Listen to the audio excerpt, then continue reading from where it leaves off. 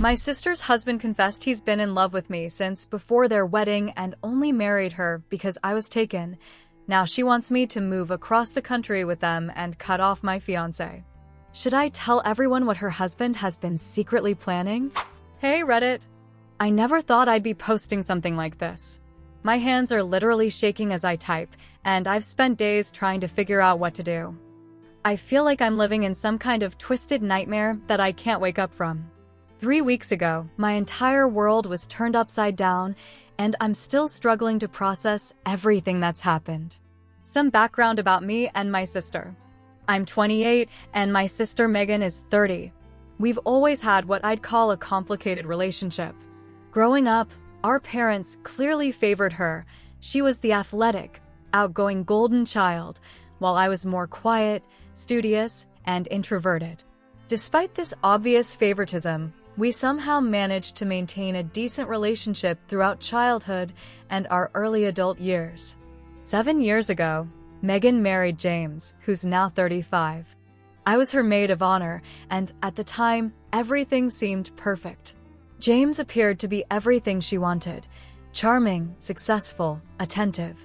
They seemed so happy together, and I was genuinely thrilled for my sister, especially since I had just started dating my now fiancé Tom, who's 29.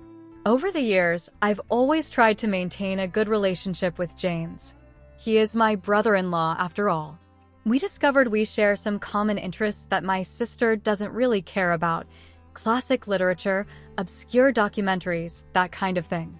Occasionally we'd talk about books we both read or exchange recommendations. Nothing inappropriate, just normal in-law interactions. Tom was always aware of these conversations and never saw any issue with them. Why would he? There was nothing to see. Fast forward to 3 weeks ago. Megan and James were hosting a dinner party at their house to celebrate their 7th wedding anniversary. Tom couldn't attend because he was away on a business trip. During the party, I noticed James drinking more heavily than usual. As the night progressed, he kept finding reasons to talk to me alone, asking for help in the kitchen, wanting my opinion on a painting they'd recently purchased, things like that. I didn't think much of it at the time. As guests were leaving, James asked if I could stay behind to help clean up. Megan was saying goodbye to the last few people, so I agreed. While we were alone in the kitchen, James suddenly confessed that he's been in love with me since before his wedding to my sister. He said he only married Megan because I was already in a relationship with Tom, and he thought being close to me as a brother-in-law was better than not being in my life at all. I was completely shocked. My mind went blank and I felt physically ill. I immediately shut the conversation down and told him his comments were completely inappropriate and disrespectful to both Megan and me. I grabbed my purse and left without even saying goodbye to my sister. I was shaking the entire drive home. The next morning, I called Tom, who was still away, and told him everything. He was understandably upset, but said we'd figure it out together when he got back. I spent the next day agonizing over whether to tell Megan. On one hand, she deserved to know the truth about her husband. On the other, I was terrified of how she might react. I finally decided that I had to tell her. I asked her to meet me for coffee, and as gently as I could, I explained what James had said to me. I expected her to be angry at James, but instead, she immediately turned on me. She accused me of flirting with her husband for years and leading him on. She said I must have done something to make him feel that way, that men don't just develop feelings for their wife's sisters out of nowhere. I was stunned. I tried to explain that I had never encouraged James in any way and had always respected their marriage, but Megan wouldn't listen. She stormed out of the coffee shop, and I didn't hear from her for several days. When she finally called me, things got even more bizarre. She said she and James had talked things through and decided to work on their marriage, but there was a condition. I needed to cut contact with Tom and move across the country with her and James. According to her, the only way their marriage could heal was if she could keep an eye on me and make sure I wasn't tempting her husband. I thought she was joking at first, but she was dead serious. When I refused, she became hysterical, saying I was choosing my relationship over her marriage and that this proved I had feelings for James. She even threatened to tell our parents and extended family that I had been trying to steal her husband for years if I didn't agree to her demands. Tom came back a few days later, and we've been trying to figure out how to handle the situation. He's been incredibly supportive, but this whole mess has cast a shadow over our engagement. We're supposed to be planning our wedding, but instead, we're dealing with this drama. Yesterday, Megan showed up at our apartment unannounced. She was much calmer than before and apologized for her behavior. I was relieved, thinking we could finally talk things through rationally. But then she revealed the real reason for her visit. She wanted to formally invite me to move in with them, saying she and James had bought a larger house with a separate guest suite for me. She said they were willing to share their lives with me in whatever capacity made everyone happy. The implication was clear, and I was disgusted. I asked her to leave immediately. She became angry again, calling me selfish and accusing me of ruining her life. She said James had admitted he might leave her if I didn't agree to their arrangement. I'm completely lost. I've tried reaching out to our parents, but they've always favored Megan and are taking her side, saying I should make sacrifices to help save my sister's marriage. Some of our mutual friends have also been distant, apparently having heard Megan's version of events. Tom thinks we should just cut contact with my sister and James entirely, at least for now. Part of me agrees, but they're still my family, and despite everything, I worry about Megan. What if James really does leave her? Will she blame me forever? I feel like I'm losing my mind. Am I wrong for refusing their bizarre request? Should I be doing more to help my sister, or is this beyond what I should reasonably be expected to do? Has anyone ever dealt with something even remotely similar to this? Update 1. First of all, thank you to everyone who commented on my original post. Your support and advice have meant more to me than I can express. The past week has been chaotic, but I wanted to provide an update on what's happened since. The day after I posted, Megan began blowing up my phone with texts and calls. I initially ignored them, following the advice many of you gave about establishing boundaries. But then she sent a message that chilled me to the bone. If you won't help save my marriage, I'll make sure everyone knows exactly what kind of sister you really are. I showed the message to Tom, and we decided it was time to take more decisive action. We contacted a lawyer who specializes in harassment cases. She advised us to document everything and helped us draft a cease and desist letter to both Megan and James. We didn't want to take legal action against my own sister, but the situation was escalating, and we needed to protect ourselves. The letter seemed to work temporarily. Megan stopped contacting me directly, but then she took things to another level. She created a private social media group with our extended family members and some mutual friends where she shared her twisted version of events. According to several cousins who reached out to me, she claimed I had been having an emotional affair with James for years and was now trying to play the victim to cover my tracks. What's worse, she somehow obtained old text messages between James and me, completely innocent conversations about books and movies, and presented them out of context as evidence of my inappropriate relationship with her husband. Of course, she conveniently left out all of her responses in these group chats where she was completely fine with our interactions. Our parents called me absolutely livid. They didn't even let me explain my side before launching into a tirade about how I've always been jealous of Megan and how I should be ashamed of myself. My mom actually suggested that I should just agree to Megan's request and move with them, saying it would be a fresh start for everyone. I hung up on them. Tom has been my rock through all of this.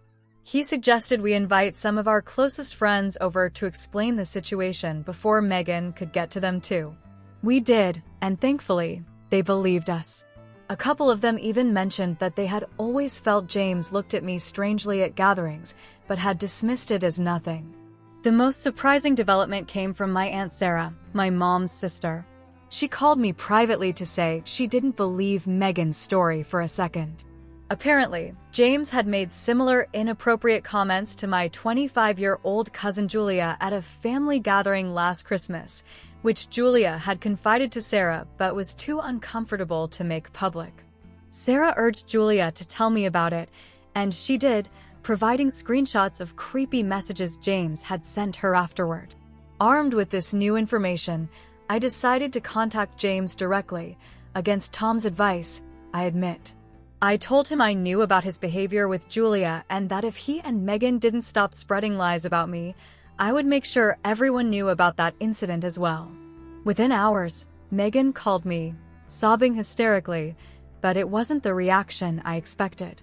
Instead of apologizing, she accused me of conspiring with Julia to make James look bad. She said I was trying to destroy her marriage because I couldn't have James for myself. The conversation devolved from there, with her making increasingly unhinged accusations. She eventually hung up after saying, "You're dead to me. I hope you're happy now." Tom and I decided we needed space from the entire situation. We booked an Airbnb in a neighboring city for a long weekend just to clear our heads. While we were there, we made a difficult decision. We're moving up our wedding date and keeping it small with only our closest friends, no family. It breaks my heart, but I can't imagine having my wedding day tainted by this drama. When we returned from our weekend away, I found a letter in our mailbox. It was from James, handwritten on expensive stationery. I was tempted to throw it away unread, but curiosity got the better of me. The contents were disturbing, to say the least. He wrote that he was sorry for the discomfort he had caused, but still maintained that we had a special connection that couldn't be denied. He said Megan was overreacting and that when she calmed down, the three of us could work out an arrangement that would make everyone happy. He ended the letter by saying he would wait for me, no matter how long it took.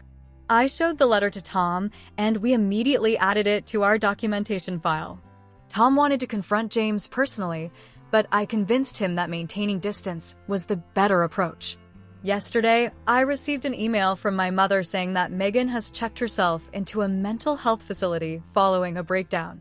She blamed me entirely, saying the stress of my betrayal had pushed Megan over the edge. I don't know whether to believe this, or if it's just another manipulation tactic. I feel terrible about Megan's situation regardless of how she's treated me. She's still my sister, and I never wanted any of this to happen. At the same time, I can't help but feel angry that I'm somehow being cast as the villain in a scenario where I was just an unwilling recipient of my brother-in-law's inappropriate feelings. Tom and I are discussing the possibility of moving away after our wedding. We both have jobs that would allow us to work remotely, and the idea of a fresh start somewhere far from this drama is becoming more appealing by the day. I'll update again if there are significant developments, but for now, we're focusing on our mental health and our future together. Thank you again for all your support. Update 2. It's been about a month since my last update, and a lot has happened. I want to start by thanking everyone for their continued support and advice. It's been invaluable during this difficult time. First, regarding Megan's stay at the mental health facility, it was real but shorter than our mother had implied. She checked herself out after just 3 days, against the recommendation of her doctors. I learned this from my Aunt Sarah, who has become an unexpected ally in this whole mess.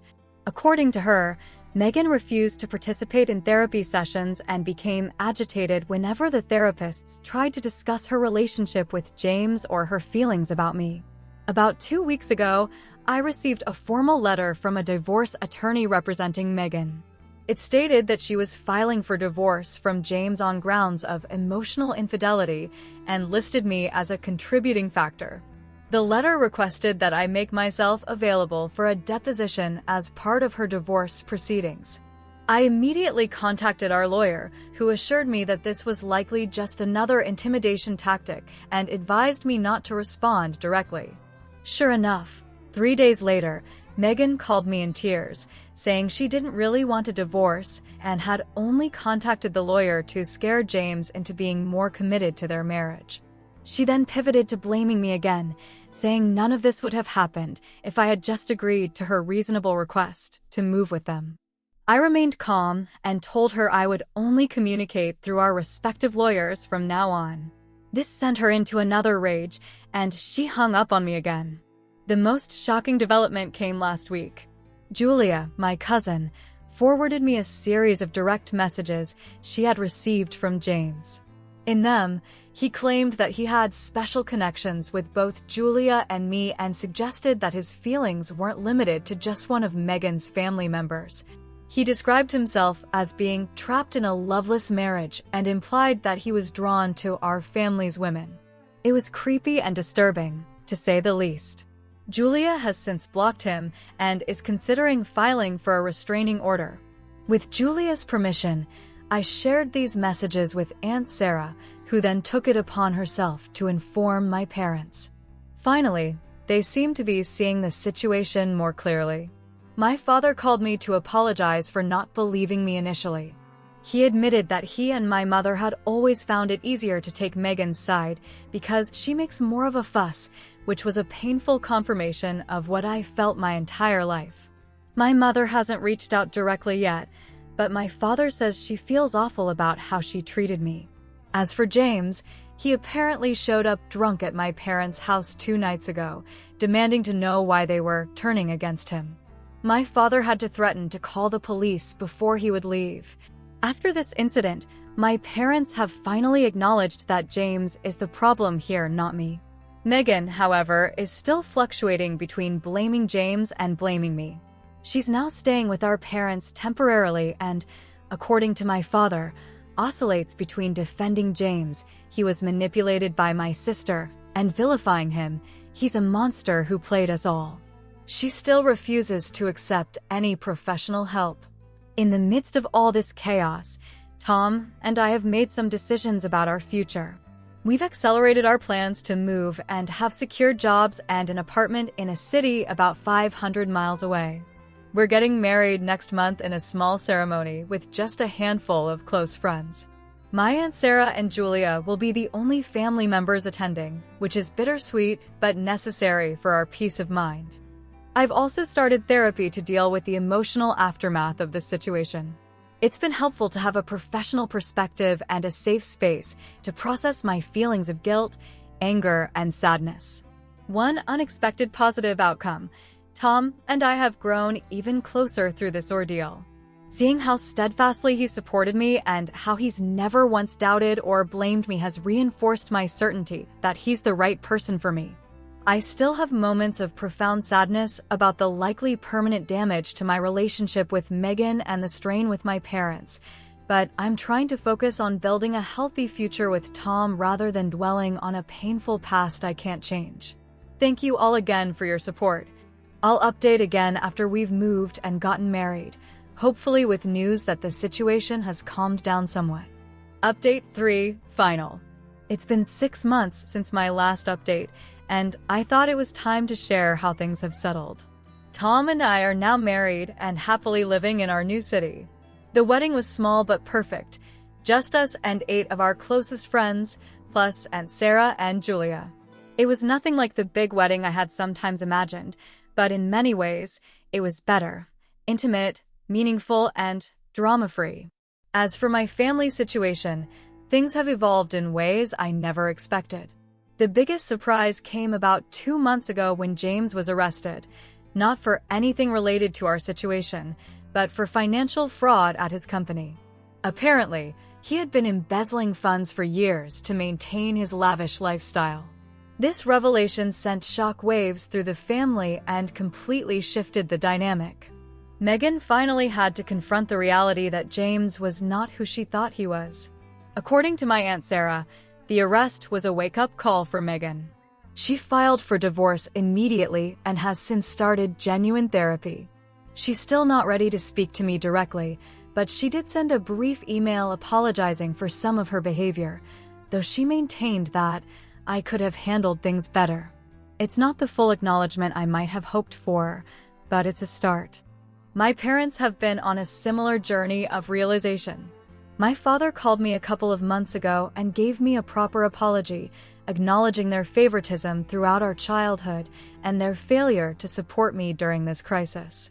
He explained, though didn't excuse, that they had always given in to Megan because her reactions were more explosive, and it was easier to placate her than deal with the fallout. Hearing him admit this pattern was both validating and painful. My mother took longer to come around. She finally called me last month, and our conversation was strained but civil. She admitted that she had always put more pressure on me because I was the responsible one and expected me to be the bigger person in conflicts with Megan. We've agreed to try to rebuild our relationship slowly, starting with occasional phone calls. The most surprising development involves Julia.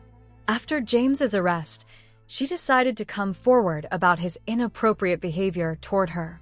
This led other women in our extended family to reveal similar experiences. It turns out James had a pattern of targeting women in Megan's family, making his claim of being specifically in love with me even more obviously false. This information has helped Megan see that she wasn't simply losing out to me in her husband's affections. She was married to a predator who used their relationship to access other women. As for Tom and I, we're thriving in our new environment. The distance from my family drama has been healing, and we've built a wonderful community of friends here. We're even talking about starting a family of our own soon, which is both exciting and a little scary. I've continued with therapy, working through the complex emotions this situation has stirred up. It's helped me recognize that while I'm not responsible for what happened, there are patterns in my family dynamic that I don't want to repeat. I've learned to set firmer boundaries and to value my own well-being rather than constantly sacrificing for others' comfort. There's still a long road ahead for my relationship with Megan and my parents. I don't know if we'll ever be truly close again, and I'm learning to be okay with that possibility. Family relationships should be nurturing and supportive, not sources of manipulation and pain. For now, I'm focusing on my marriage, my career, and building a life that isn't defined by the trauma of the past year. I'm grateful for the unexpected allies I found in Aunt Sarah and Julia, and for all of you who offered support and wisdom when I needed it most. If there's anything I've learned from this experience, it's that sometimes the family you choose is more important than the family you're born into. I'm lucky to have chosen well with Tom and to have found the strength to prioritize my own happiness, even when it meant going against a lifetime of family conditioning. Thank you all for being part of my journey. I probably won't update again unless something major changes, but please know that your support helped me navigate one of the most difficult periods of my life, and I'll always be grateful for that.